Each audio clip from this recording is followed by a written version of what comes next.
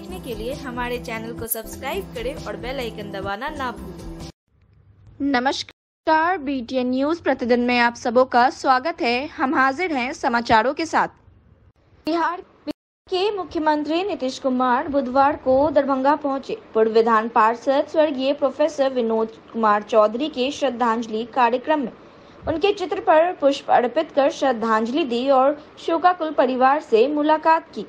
नीतीश कुमार बुधवार को दिन के लगभग 4 बजे स्वर्गीय विनोद चौधरी के आवास पर पहुंचे, जहां उनके तस्वीर पर पुष्पांजलि अर्पित कर उनकी पत्नी डॉक्टर सरोज चौधरी एवं दोनों पुत्री रूलर्स पार्टी के संरक्षक पुष्पम प्रिया एवं मधु माधवी के साथ साथ परिवार के अन्य सदस्य के साथ मुलाकात किया। वहीं स्वर्गीय विनोद चौधरी के छोटे भाई सह बेनीपुर के जदयू विधायक विनय चौधरी ने कहा कि हमारे बड़े भाई के देहांत पर बिहार के मुख्यमंत्री नीतीश कुमार शोक व्यक्त करने आए थे। इस मौके पर उन्होंने दिवंगत नेता उमाकांत चौधरी को याद करते हुए अपने साथ किए गए कामों के संबंध में चर्चा की। वहीं उन्होंने कहा कि उमा बाबू से 1994 से 2005 तक उनके साथ काम किया। कभी यह एहसास नहीं हुआ कि वे उन्हें कितना मानते थे। उन्होंने कहा कि इस परिवार के साथ जब कभी भी कोई घटना घटती है तो ऐसा लगता है कि उनके परिवार में यह घटना घटी है। वहीं मुख्यमंत्री के साथ साथ बिहार सरकार के वित्त मंत्री विजय कुमार चौधरी, PhD मंत्री ललित कुमार यादव, कुशेश्वर स्थान विधायक अमन भूषण हजारी, पूर्व केंद्रीय राज्य मंत्री मोहम्मद अली अशरफ फातमी, मदरसा बोर्ड के पूर्व चेयरमैन डॉक्टर एजाज अहमद, हायाघाट के विधायक रामचंद्र प्रसाद सहित सैकड़ों जदयू कार्यकर्ता उपस्थित थे। प्रोफेसर विनोद कुमार चौधरी जी का देहांत हो गया था। अरे शांति रखिए। उसी के शोक व्यक्त करने के लिए वो आए थे। हम लोगों का मुख्यमंत्री जी से पारिवारिक संबंध है, लंबे समय से संबंध है। हमारे पिताजी के साथ उनका एक अपना व्यक्तिगत संबंध रहा और वो संबंध लगता है कि वो अपने बड़े भाई को भी जितना इज्जत करते हैं उससे थोड़ा भी कम हमारे पिताजी को इज्जत नहीं करते। और मुख्यमंत्री नीतीश कुमार जी हमारे परिवार के प्रति जितना संवेदनशील है, शायद कोई राजनेता तो कम से कम नहीं रहता है कि किसी के अपने सहयोगी के जाने के बाद भी वो संबंध का निर्माण करते हैं। जब मेरे पिताजी का देहांत हो गया उसके बाद भी, मेरे माता के भी देहांत के बाद वो आए थे शोक व्यक्त करने के लिए। आज मेरे बड़े भाई का भी देहांत हो गया है तो वो शोक व्यक्त करने आए थे और वो शोक व्यक्त करके गए हैं। पहले हमारे बड़े भाई के आवास पर वो गए, वहाँ पर शोक प्रारंभिक परिवार से मिले, फिर आकर के वो हम लोगों के जो यहाँ पर उनका ये आवास था एक ज़माने में मुख्यमंत्री बनने से पहले, जब बिहार में जब वो संघर्ष किया करते थे तो उनका ये आवास रहता था। और वो आते ही कहे कि वो तो पीछे का आवास पर मैं रहता था। उन्होंने इच्छा व्यक्त करी कि चलिए थोड़ा पीछे के आवास पर मैं एक बार को आता हूँ। और वो आए यहाँ पर, फिर हम लोगों के साथ थोड़ा देर समय व्यतीत किए और बाबू जी के साथ जो स्मरण था उस स्मरण की चर्चा उन्होंने की। किस तरह से 94 में वो संघर्ष किया करते थे, इन सब बातों की वो आज पुनरावृत्ति फिर से किए हैं और बहुत ही बाबूजी की याद करते हुए बहुत ही दुखी हुए। किस तरह का भावुक शब्द बोले? के साथ बहुत ही घनिष्ठ संबंध था और उमा बाबू के साथ विनोद जी और अजय जी रहा करते थे बहुत अच्छे ढंग से। और आज मैं फिर एक बार दुखी हो गया हूँ उमा बाबू के जल्दी चले जाने पर। और उन्होंने कहा कि विनोद जी से ही मेरा आत्मीय संबंध रहा है। मैं एकाएक जो उनकी खबर सुना तो मैं स्तब्ध रह गया और बहुत ही मर्माहत होकर के कहे कि नहीं, मेरा व्यक्तिगत क्षति है और मेरा ये परिवार है, यहाँ पर किसी भी तरह के दुख से मैं मर्माहत हो जाता हूँ। बिहार के मुख्यमंत्री बुधवार को दरभंगा पहुंचे। मुख्यमंत्री के दरभंगा आगमन के पूर्व दरभंगा का कई प्रमुख चौक चौराहा सड़कों पर पुलिस सुरक्षा बलों की भारी संख्या में तैनाती की गई। वहीं दरभंगा के नगर पुलिस अधीक्षक सागर कुमार भी सुरक्षा के कमान को पूरी तरह से संभाले हुए थे। सुरक्षा की तमाम स्थितियों को देखते हुए नजर आए। वहीं मुख्यमंत्री के आगमन पर साफ सफाई की भी अच्छी व्यवस्था की गई। वहीं मौके पर पूरा एरिया सुरक्षा घेरे में तब्दील था। इस संबंध में हमने दरभंगा के नगर पुलिस अधीक्षक सागर कुमार से बात की। क्या कुछ उन्होंने कहा, आइए जानते हैं। संयुक्त आदेश निर्गत करके जिला पदाधिकारी महोदय एवं वरीय पुलिस अधीक्षक महोदय के द्वारा जितने भी संवेदनशील स्थान हैं, जितने भी लैटरल रोड्स हैं, सभी जगहों पर सभा स्थल पे, उसके अलावा जहाँ पर लैंडिंग होना है, सभी जगहों पर जो है मजिस्ट्रेट एवं पुलिस अधिकारी को प्रतिनिधित्व किया गया है। हम लोग घूम के चेक भी कर रहे हैं और ब्रीफ भी कर रहे हैं किस प्रकार से ड्यूटी करना है। क्या कुछ रूट होगा मुख्यमंत्री का? तो नहीं बता सकते ना हम लोग, रूट तो गोपनीय चीज है। बीमार नहीं रहा लाचार, हो रहा मुफ्त उपचार। हड्डी नस रोग से संबंधित गंभीर बीमारियों का मुफ्त में इलाज। इंतजार किसका, जाएं सर्राफ ऑर्थो एवं स्पाइन सेंटर और दर्ज कराएं प्रधानमंत्री जन आरोग्य योजना में अपना नाम। विश्व की सबसे बड़ी स्वास्थ्य सुविधाओं का उठाएं लाभ। आधुनिक ऑर्थोपेडिक सुविधा, ऑर्थोस्कोपी, स्पाइन सर्जरी, फ्रैक्चर का अत्याधुनिक इलाज। डॉक्टर SN सर्राफ, डॉक्टर अभिषेक सर्राफ, रीढ़ हड्डी और नस रोग विशेषज्ञ डॉक्टर प्रियंका बी सर्राफ, स्त्री और प्रसूति रोग विशेषज्ञ DMCH के सामने लहरियासराय। बारिश नहीं होने के कारण बेनीपुर, बहेड़ी, कमतौल, अहियारी और बिरौल में कई ग्रामीणों द्वारा भू जल स्तर नीचे चले जाने एवं चापाकल सूखने की सूचना पर जिलाधिकारी दरभंगा राजीव रोशन की अध्यक्षता में जिले में PHED एवं पंचायती राज विभाग द्वारा चलाए जा रहे जलापूर्ति योजना की स्थिति की समीक्षा की गई। जिला पंचायती राज पदाधिकारी आलोक राज ने बताया कि PHED द्वारा 322 वार्डों में नल जल योजना चलाई जा रही है। उनमें से कई वार्डों से जलापूर्ति नहीं होने की सूचना प्राप्त हो रही है। इसके अतिरिक्त विभागीय निर्देश के आलोक में पंचायती राज विभाग के सभी नल जल योजना PHED को हस्तांतरित किया जाना है। अब तक 1078 वार्ड की योजना हस्तांतरित की जा चुकी है। जिलाधिकारी ने पंचायती राज विभाग को 20 से 30 दिनों के अंदर सभी योजना को हस्तांतरित कर देने के निर्देश दिए और कार्यपालक अभियंता PHED को योजनाओं का प्रभार ले लेने का निर्देश दिया। बैठक में बताया गया कि पर्याप्त बारिश नहीं होने के कारण बेनीपुर, बिरौल, बहेड़ी और कमतौल, अहियारी के कई गांवों के ग्रामीणों द्वारा चापाकल सूखने की सूचना दी जा रही है। जिलाधिकारी ने कहा कि ग्रामीण क्षेत्रों में नल जल योजना काफी प्रभावी है, इसलिए सभी योजना कार्यरत रहे, यह सुनिश्चित करना PHED की जिम्मेवारी होगी। यदि कहीं भी जलापूर्ति किसी तकनीकी खराबी के कारण बाधित होने की सूचना प्राप्त होती है तो 24 घंटे के अंदर उसे ठीक कराना होगा। इसके लिए PHED को अपनी व्यवस्था सुनिश्चित करनी होगी। हर क्षेत्र के लिए प्लम्बर टैग करके रखना होगा ताकि सूचना मिलते ही मरम्मती की जा सके। बैठक में बताया गया कि योजना हस्तांतरित हो जाने के बावजूद भी योजना चालू रखने की जिम्मेवारी पंचायती राज विभाग के कनीय अभियंता एवं टेक्निकल असिस्टेंट को बनी रहेगी। अनुरक्षक भी वही रहेंगे जो पहले से हैं। जिला पंचायती राज पदाधिकारी ने बताया कि कुआं जीर्णोद्धार का कार्य पंचायतों में नहीं किया जा रहा है। जिलाधिकारी ने कहा कि पंचायत सचिव और टेक्निकल असिस्टेंट की जिम्मेवारी होगी कि वे पुराने कुएं को चिन्हित करें और उनका जीर्णोद्धार करवाएं। जिलाधिकारी ने चेतावनी देते हुए कहा कि ग्रामीण क्षेत्र में कहीं से भी नल जल योजना बाधित रहने की शिकायत मिलने पर PHED के संबंधित अभियंता एवं जिम्मेवार कर्मी के विरुद्ध प्राथमिकी दर्ज कराने की कार्रवाई भी की जाएगी।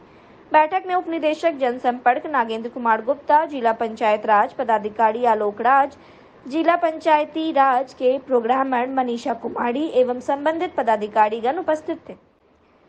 भाकपा माले का मिथिला स्तरीय अध्ययन शिविर दूसरे दिन जारी। अध्ययन शिविर को संबोधित करते हुए प्रसिद्ध डॉक्टर अजीत कुमार चौधरी ने कहा कि राष्ट्र की समग्र तरक्की और भारत के लोकतंत्र की पहचान आज खतरे में है। मोदी का फांसीवादी निजाम झूठ और विज्ञान विरोधी भावनाओं को उभार कर खड़ी है, जिसने राष्ट्र के प्रगति के रास्ते को अवरुद्ध कर दिया है। सबको मिलकर इसका मुकाबला करना होगा, लेकिन वामपंथ को इसकी धूरी बनना होगा। उन्होंने आगे कहा कि मार्क्सवाद ने हमें मेडिकल साइंस को समझने में मदद की और मेडिकल साइंस की गहराई ने हमें मार्क्सवाद के प्रति और आग्रही बना दिया। आधुनिक लोकतंत्र समतामूलक समाज निर्माण के संघर्ष का यह जरूरी औजार है। मार्क्सवाद का प्रचार प्रसार जरूरी है। वहीं हमें मार्क्सवाद की दृष्टि बिंदु से भारत के संदर्भ में वर्ग और जाति के रिश्तों को समझना होगा। इस मौके पर आयोजित संवाददाता सम्मेलन को संबोधित करते हुए माले पोलित ब्यूरो के सदस्य सह मिथिलांचल के प्रभारी धीरेन्द्र झा ने कहा कि जिस तरह इंडिया के लोगों ने एकजुट होकर भारत को आजाद किया था, उसी तरह मोदी के फांसीवादी देश बेचू नफरत फैलाने वाली सरकार को विपक्ष का इंडिया गठबंधन परास्त करेगा। उन्होंने कहा कि भाजपा आरएसएस ने देश को अंदर से कमजोर किया है और देश के कई हिस्से में चिंतित करने वाली घटनाएं सामने आ रही हैं। लोग अब समझने लगे हैं कि मोदी सरकार देश पर बोझ बन गई है। वहीं उन्होंने पत्रकारों के एक सवाल का जवाब देते हुए कहा कि भाजपा जब से बिहार की सत्ता से हटी है तब से बौखलाई हुई है, जगह जगह उन्माद भड़काने की कोशिश कर रही है, चाहे वो बिहार शरीफ की घटना हो या फिर दरभंगा में हुए हाल की घटना। उन्होंने मिथिलांचल वासियों से अपील की कि भाजपा वाले केंद्र सरकार की खामियां को छुपाने के लिए समाज में बनी एकता को तोड़ने का काम कर रही है। वहीं भाकपा जिला सचिव बैजनाथ यादव ने कहा कि जिला में भाजपा द्वारा समाज की एकता को तोड़ने, उन्माद दंगा फैलाने के खिलाफ भाकपा अमन चैन व भाईचारा को लेकर अभियान चलाएगी। वहीं उन्होंने बताया कि दरभंगा जिला में हाल के दिनों में हुई घटनाओं को लेकर माले का 4 सदस्यीय जांच टीम, जिसमें माले राज्य कमेटी सदस्य नियाज अहमद, अभिषेक कुमार, ललन पासवान, धर्मेश यादव, देवेंद्र चौधरी शामिल हैं, जो पूरे घटना की जांच कर जिला को रिपोर्ट सौंपेंगे। इस मौके पर वरिष्ठ नेता आर.के. सहनी, समस्तीपुर जिला सचिव उमेश कुमार, सनिचरी देवी, अभिषेक कुमार, मधेपुरा जिला सचिव रामचंद्र दास शामिल थे। हम अपने दस्तावेज का अध्ययन कर रहे हैं और जिस तरीके से हमारे देश में, हमारे जिला में फांसीवादी हमला कर लीजिए कि तेज हुआ है, जनता अधिकार के लिए लड़ रही है और कुछ लोग जनता को आपस में नफरत फैला करके, बांट करके पूंजीवादी शासन को स्थापित करना चाह रहे हैं। इसके खिलाफ देश और आज़ादी, संविधान, लोकतंत्र की रक्षा के लिए हम लोगों की पार्टी आने वाला जो 28 तारीख है, 28 तारीख से 31 तारीख तक हम दरभंगा के गांव में हम संकल्प सभा करेंगे। हम देश के आज़ादी में जो जिन लोगों ने शहीद हुआ, तो इन शहीदों के सपनों का भारत बनाना चाहते हैं, इसलिए उन शहीदों को याद करेंगे और संविधान, लोकतंत्र की रक्षा के लिए, फांसीवादी विचारों को भगाने के लिए 2024 में गांव से खदेड़ने के लिए सदस्य संकल्प लेंगे, शपथ लेंगे और जनता के सवाल पर आंदोलन को और तेज करने का गांव-गांव में अभियान चलाया जाएगा। साफ तौर पर कहा भी है, पहले भी कहा है, आज भी मैं कह रहा हूँ कि बिहार में भारतीय जनता पार्टी बुरी तरह से फंस गई है। विपक्षी दलों के महागठबंधन से वो डर गई है। अब उनके सामने में उन्माद और सांप्रदायिक उन्माद पैदा करने के सिवा उनके पास में दूसरा कोई एजेंडा नहीं है। हर जगह ये कोशिश करेंगे कि कुछ सांप्रदायिक तनाव की स्थिति पैदा हो, दंगा की स्थिति पैदा हो, समाज में विभाजन हो, समाज में नफरत की स्थिति बने और हम वोट की राजनीति करें, वोट की खेती करें। लेकिन मिथिलांचल के लोग, बिहार के लोग सजग हैं, सचेत हैं और नागरिकों की पहल से मैं तो मानता हूं कि जहां कहीं भी दंगा भड़काने की इनकी कोशिश हुई है, हमारा समाज ने पहल किया है। समाज के दोनों समुदाय के लोगों ने जो अमन भाईचारे के को पसंद करते हैं, उन लोगों की पहल से आग लगने से बची है और मुझे लगता है कि आने वाले दिनों में और लोगों को सचेत और संगठित होकर के इनका मुकाबला करना होगा। क्योंकि जब दंगा होता है, उन्माद फैलता है, तो उन्माद और दंगा में वोट की खेती तो जरूर होती है, भाजपा को फायदा जरूर होगा, लेकिन आपका घर उजड़ेगा, आपके परिवार के बच्चों की चैन समाप्त हो जाएगी और आपके पढ़ाई लिखाई, रोजी रोटी सब बिखर जाएंगे। तो ये जो मैंने लोगों के हाथ में तलवार दे करके, लोगों के माथे पर ये बांध करके, तिलक लेकर के ये खेती कर रहे हैं, सभी बड़े लोगों के बेटे तो विदेश में पढ़ रहे हैं। दलित, गरीब, मजदूर, किसान के बेटे बेटियों के माथे पर तलवार दे करके, लाठी दे करके ये उन्माद की खेती कर रहे हैं और अपने उनके सारे बड़े लोगों के जितने नेता हैं उनके बेटे और बेटियां तो विदेश में लोग पढ़ रहे हैं, वो तो कभी गांव में आता भी नहीं है, वो दंगा में एक झलक देखने के लिए भी नहीं आता है। तो ये जो आम लोगों को दंगा की आग में झुलसाओ और वोट की राजनीति करो और अय्यासी की जिंदगी जियो, ये भाजपा का असली चरित्र है और हिंदुस्तान की जनता धीरे धीरे उनके चरित्र को समझ रही है। और इस बार हिंदुस्तान की जनता एकताबद्ध होकर के इस अमन और भाईचारे के लिए, इस नफरत और विभाजन की राजनीति के खिलाफ अपनी एकता का परिचय देगी। ऑल इंडिया स्टूडेंट्स एसोसिएशन का सदस्यता अभियान सीएम कॉलेज में चलाया गया। सदस्यता अभियान का नेतृत्व आईसा जिला सचिव मयंक कुमार यादव, जिला कमेटी सदस्य मिथिलेश कुमार यादव, जय नारायण यादव, राजीव कुमार, मुकेश कुमार, प्रवीण कुमार, दीपक कुमार, सहफत रहमानी, राहुल मुख्तार सहित कई लोग शामिल थे। इस अवसर पर सैकड़ों की संख्या में छात्र छात्राओं ने आईसा का सदस्यता। आईसा जिला सचिव मयंक कुमार यादव ने कहा कि नई शिक्षा नीति लाकर सरकार कॉलेज स्तर की शिक्षा व्यवस्था को बर्बाद करना चाहती है, जिसके खिलाफ व्यापक स्तर पर आईसा का सदस्य बनाकर लड़ाई को तेज किया जाएगा।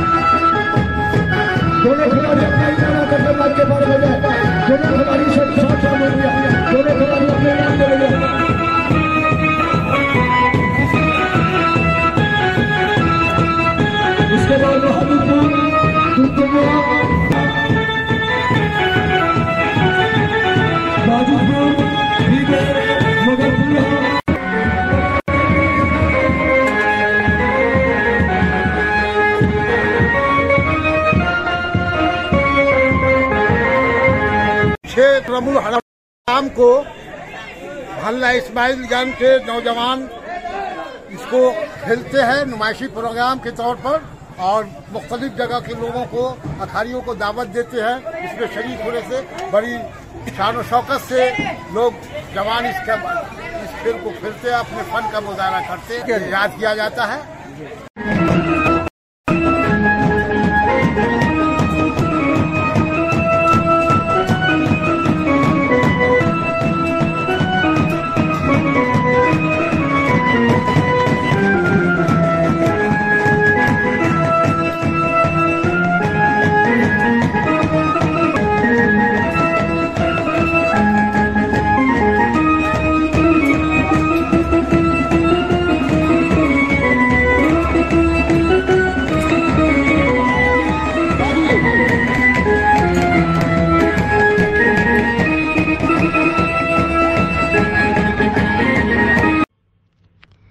तो ये थे अब तक के समाचार। इसके साथ ही दीजिए हमें इजाजत।